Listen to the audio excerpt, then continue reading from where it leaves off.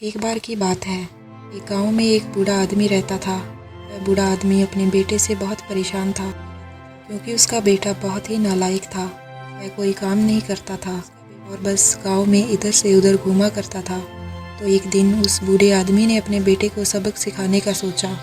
उसने अपने बेटे को अपने पास बुलाया और उससे कहा कि बेटा, घर के अंदर अलमारी में एक घड़ी रखी हुई है, तुम उसे निकाल कर लाओ। लड़का घर के अंदर गया और उस घड़ी को बाहर निकाल कर लाया। फिर उसके पिता ने उससे कहा कि अब तुम एक काम करो, इस घड़ी को अपने साथ बाजार में लेकर जाओ और जितने लोग भी तुम्हें मिलेंगे सबसे तुम इस घड़ी की कीमत पूछ कर आना। अब वो लड़का उस घड़ी को लेकर बाजार में चला गया। उसने बाजार में सभी लोगों से उस घड़ी की कीमत पूछी।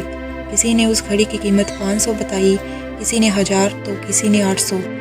सभी लोगों ने उस लड़के को उस घड़ी की कीमत अलग अलग बताई और कई लोगों ने एक जैसी। वह लड़का अपने पिता के पास वापस आया और उसने उनसे कहा कि पिताजी, सभी लोगों ने इस घड़ी की कीमत अपने हिसाब से बताई। किसी ने 500, किसी ने 1000 तो किसी ने 800। अब उस बूढ़े आदमी ने अपने बेटे से कहा कि बेटा ठीक है, घड़ी को तुम अलमारी में रख दो और जाओ। अब अगले दिन फिर से उस बूढ़े आदमी ने अपने बेटे को अपने पास बुलाया और उसे फिर से अलमारी से घड़ी लाने को कहा। लड़का फिर जाता है और अलमारी से घड़ी निकाल कर लाता है और अब उस बूढ़े आदमी ने अपने बेटे से कहा कि बेटा जाओ और आज तुम इस घड़ी के अंदर जो समय चल रहा है उसकी कीमत पूछ कर आओ। लड़के को कुछ समझ नहीं आ रहा था कि उसके पिताजी उससे क्या करवाना चाह रहे हैं। वह दुखी मन से फिर से घड़ी को लेकर बाजार में चला जाता है और सभी लोगों से उस घड़ी के अंदर जो समय चल रहा था उसकी कीमत पूछता है। लोगों को लगता है कि इस लड़के की मानसिक स्थिति ठीक नहीं है। कल यह घड़ी की कीमत पूछने आया था और आज समय की। बहुत से लोगों ने उसे भगा दिया और कुछ लोग उस पर हंसने लगे। अब लड़का परेशान हो जाता है और सोचता है कि यह मेरे साथ क्या हो रहा है। तभी वह आखिरी बार एक बूढ़े आदमी की दुकान पर जाता है। वह बूढ़ा आदमी बहुत व्यस्त था। वह लड़के का सवाल सुनते ही समझ गया कि लड़का उससे क्या पूछना चाह रहा है।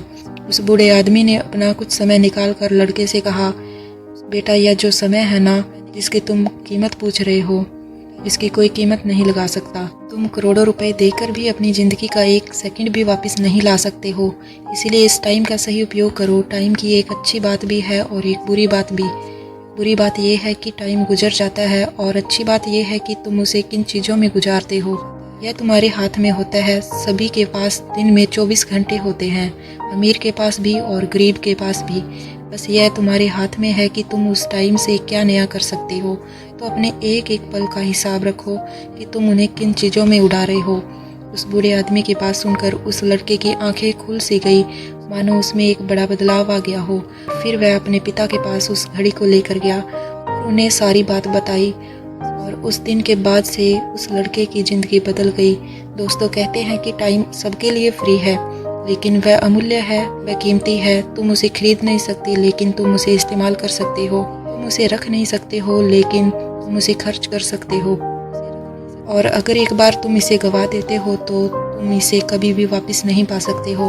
तो अपने टाइम का सही उपयोग करो।